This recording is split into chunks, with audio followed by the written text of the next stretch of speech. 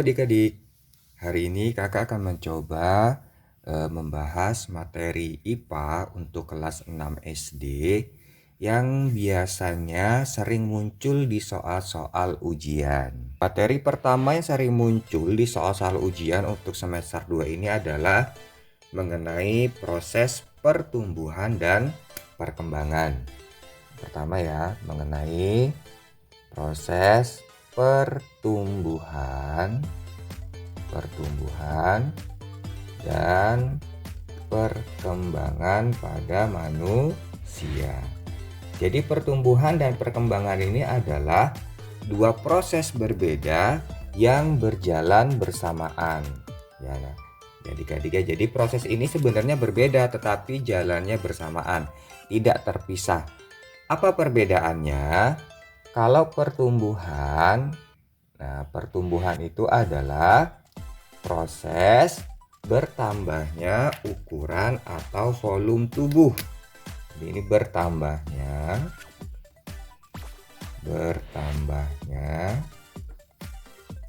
ukuran atau volume tubuh. Kalau proses pertumbuhan ini dapat dihitung menggunakan angka. Contoh misalkan tingginya 150 cm atau berat badannya 60 kg. Nah, itu namanya pertumbuhan. Sedangkan kalau perkembangan itu merupakan proses pendewasaan seseorang, ya. Jadi, kalau perkembangan ini tidak bisa dihitung menggunakan angka. Proses pendewasaan seseorang. Nah, contoh misalkan kalau anak-anak dulu waktu masih bayi ya, paling dia mau minta makan nangis, merasakan sakit nangis. Nah, kemudian dia bisa berbicara, kemudian dia bisa berjalan, dia bisa berhitung. Itu merupakan proses perkembangan.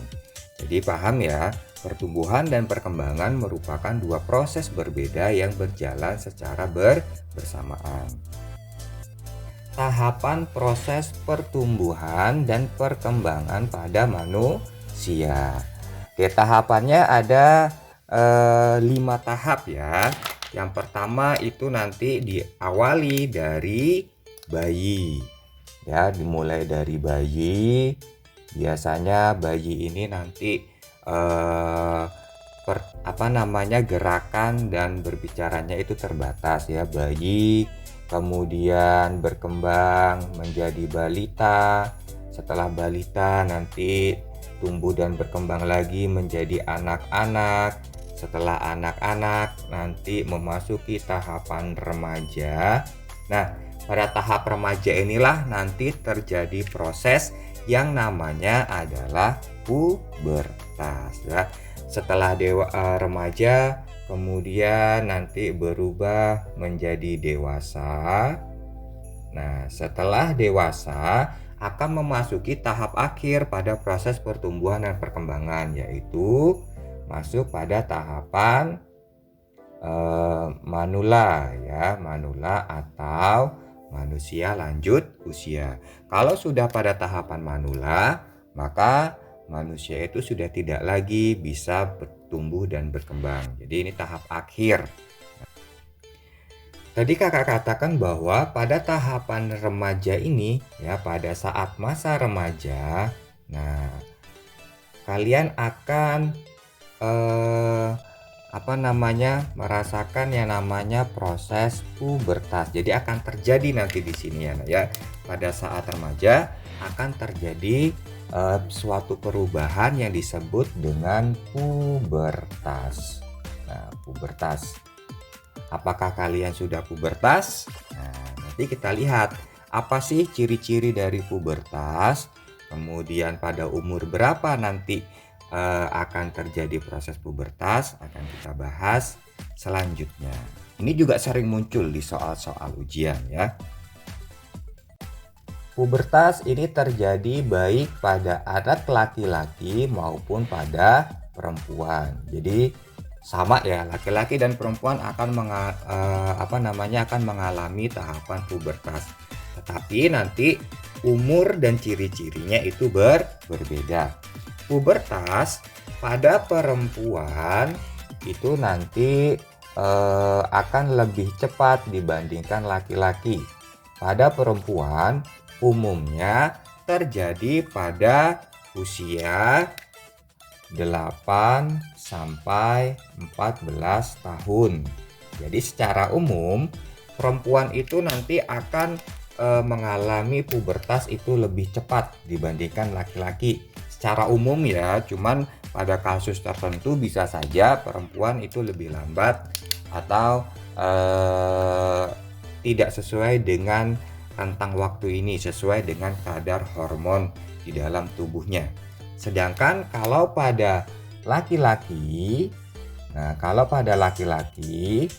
umumnya proses pubertas akan dialami pada usia 14 sampai 17 tahun. Ya, jadi memang kalau pada laki-laki secara umum itu lebih lama.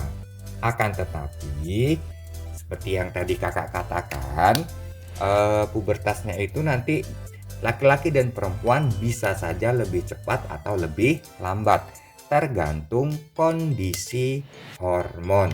Ya, apa tadi? Ya, tergantung dari kondisi hormon. Nah, ini jadi nanti di dalam tubuh manusia itu ada hormon. Nah, hormon inilah nanti yang akan mempercepat atau memperlambat proses pubertas seseorang. Nah, apa itu hormon? Hormon itu semacam zat kimia yang nanti mengaktifkan fungsi sel-sel atau fungsi organ pada tubuh manusia. Apa nama hormon pada sistem reproduksi baik pada laki-laki maupun pada perempuan? Ini juga sering muncul di soal-soal ujian ya. Kita lihat. Jadi hormon pada saat pubertas pada laki-laki dan perempuan itu berbeda ya. Jadi ada kita bandingkan ya. Oke, kalau pada perempuan, pada perempuan itu nanti ada 2 hormonnya ya yang bertanggung jawab pada sistem reproduksi, yaitu ada hormon estrogen dan progesteron. Jadi ada 2. Jangan sampai tertukar ya. Pada perempuan hormonnya itu ada hormon estrogen dan progesteron, sedangkan kalau pada laki-laki, itu hormonnya hanya 1. Kalau laki-laki hormonnya itu namanya hormon testosteron. Nah, ini hormon testosteron. Oke, untuk soal selanjutnya biasanya yang sering muncul juga adalah ditanya bagaimana cara menjaga kesehatan pada masa pubertas, baik pada laki-laki maupun pada perempuan ya. Yang pertama itu kita harus menggunakan pakaian. Nah, jadi menggunakan pakaian yang menyerap keringat. Nah, menggunakan pakaian yang menyerap keringat. Kenapa? Karena kalau nanti kalian sudah memasuki tahapan pubertas, biasanya produksi keringat itu akan lebih banyak dibandingkan anak-anak. Yang pertama. Yang kedua, mandi itu minimal 2 kali sehari ya. Jadi dalam sehari itu mandi 2 kali, pagi dan sore. Jangan mandinya 2 hari sekali ya. Kemudian khusus pada perempuan nanti mengganti pembalut 3 jam sekali ya. Mengganti pembalut setidaknya itu 3 jam sekali. Nah, jadi setiap 3 jam diganti pembalutnya pada saat kalian nanti sedang mengalami proses menstruasi ya. Nah, kemudian jangan lupa makan makanan yang bergizi. Makan makanan yang bergizi. Jadi nggak perlu makan makanan yang mahal ya, tapi makan makanan yang bergizi. Yang bergizi itu ya nanti ada karbohidratnya, ada proteinnya, ada vitaminnya. Nah, jadi nggak perlu makan makanan yang mahal, tapi makan makanan yang bergizi. Materi tentang pergerakan bumi. Nah, ingat ya, pergerakan bumi itu ada dua. Ada yang namanya rotasi dan revolusi bumi. Tuh ya. Biasanya kita sering tertukar ini ya antara rotasi dan revolusi. Kalau rotasi, nah rotasi itu perputaran bumi pada porosnya. Ini ya, Dik. Perputaran bumi pada poros atau pada sumbunya. Nah, kalau rotasi ini waktunya adalah 24 jam. Ya, 24 jam. Atau sehari semalam. Itu bedanya kalau rotasi. Sedangkan kalau revolusi, nah jangan sampai tertukar nih ya. Kalau revolusi bumi itu perputaran bumi mengelilingi matahari. Ini perputaran bumi mengelilingi matahari. Waktu yang dibutuhkan untuk sekali berevolusi adalah 365 seperempat hari. Nah, 365 seperempat hari atau 365 hari 6 jam. Makanya nanti setiap 4 tahun sekali ada namanya tahun kabisat. Ya, tahun kabisat itu adalah pembulatan dari seperempat harinya selama 4 tahun itu nanti dibulatkan menjadi 1 hari dan ditambahkan pada bulan Februari menjadi tanggal 29. Tuh ya, jadi nanti jangan sampai tertukar. Intinya kalau rotasi itu berputar pada porosnya selama sehari semalam atau 24 jam. Sedangkan kalau revolusi itu perputaran bumi mengelilingi matahari selama 365 hari seperempat jam ya, atau 365 seperempat hari. Nah, rotasi dan revolusi ini nanti memberikan atau nanti ada akibatnya bagi bumi.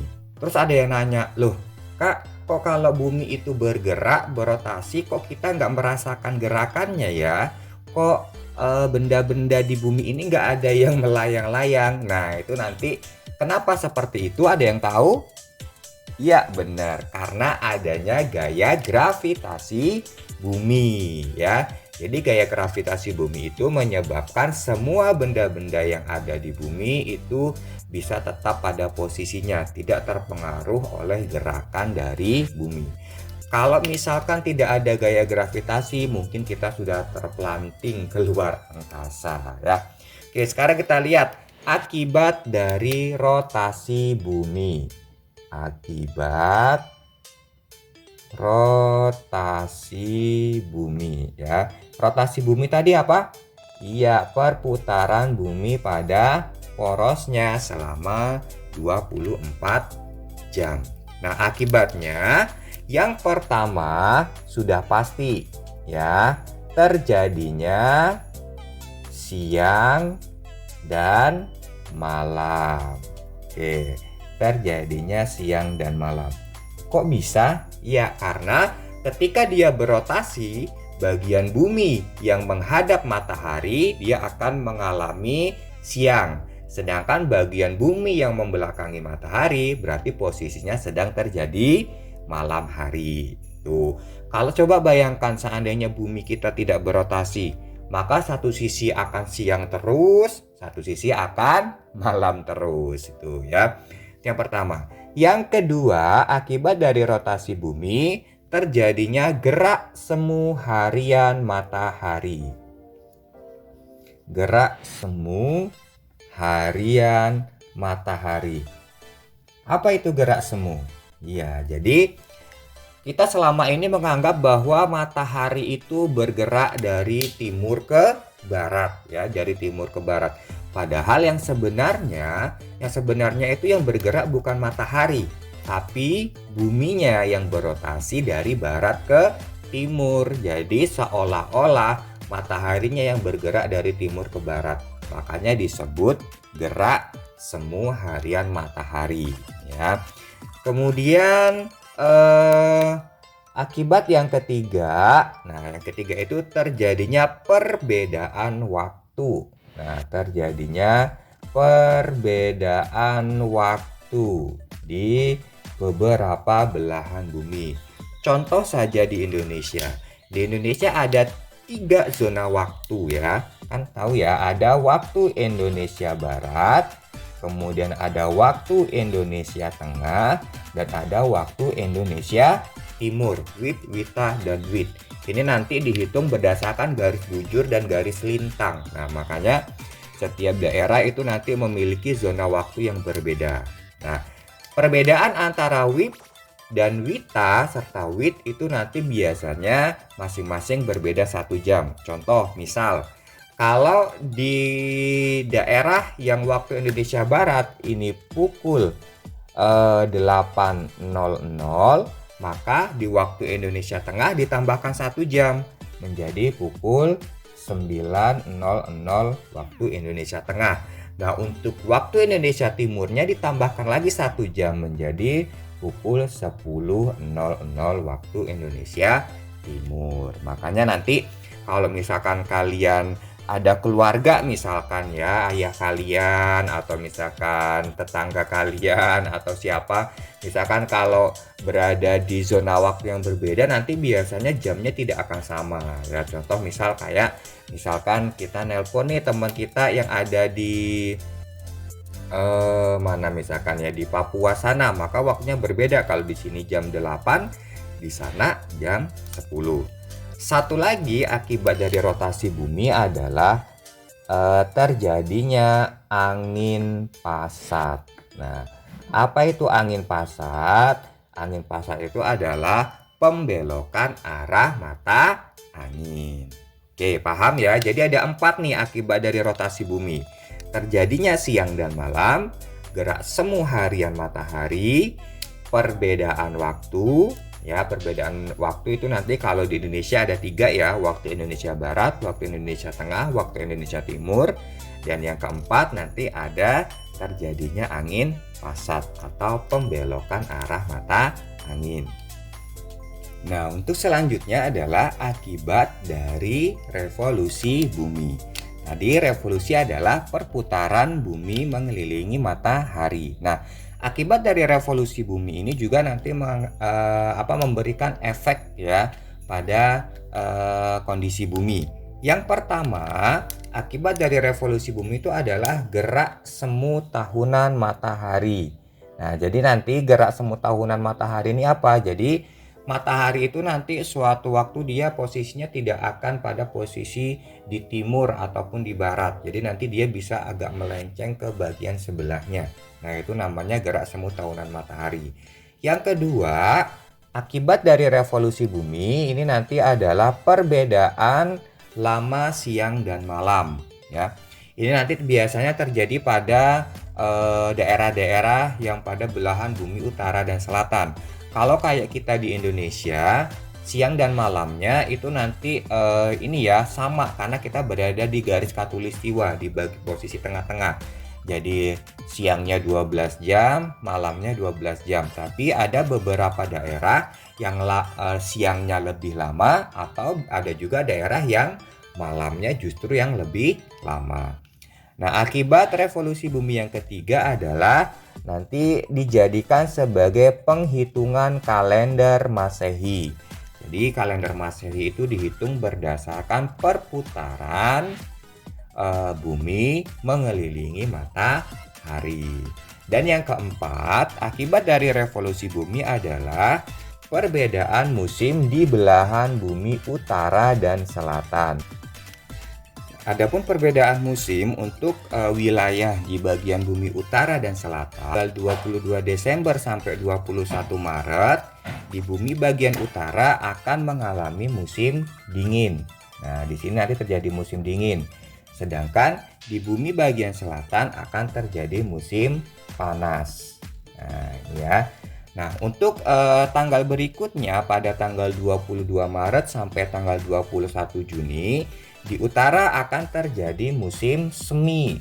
Nah, musim semi. Setelah itu di selatan akan terjadi musim gugur. Ini ya, terjadi musim gugur.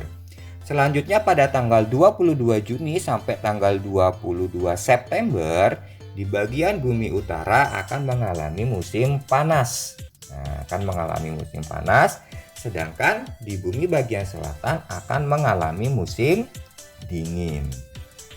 Untuk tanggal 23 September sampai tanggal 21 Desember di belahan bumi utara akan mengalami musim gugur. Sedangkan untuk bumi bagian selatan akan mengalami musim semi. Nah, ini ya. Jadi dari tabel ini bisa kita ambil kesimpulan ya bahwa pasangan musim di belahan bumi utara dan selatan itu tidak akan pernah berganti. Jadi pasangannya kalau panas pasti selalu dengan dingin. Sedangkan kalau gugur pasti selalu berpasangan dengan musim semi. Jadi nanti kalau ada di soal misalkan bumi bagian utara pada saat ini sedang mengalami musim dingin, maka bumi di bagian selatan akan mengalami musim panas. Nah, seperti itu maksudnya ya. Jadi nanti kalau di utara dingin, di selatan panas. Kalau di utara semi, di selatan pasti gugur. Oke adik-adik, itu tadi beberapa materi yang sering muncul di soal-soal ujian buat kalian ya. Mudah-mudahan materi ini bisa menambah sedikit kosakata ilmu supaya kalian nanti menjawab soalnya baik dan benar. Masih ada satu lagi sebenarnya materinya, yaitu tentang tata surya ya atau planet. Tapi nanti untuk planet akan kakak berikan di pertemuan berikutnya ya. Sampai jumpa di video berikutnya. See you, bye bye.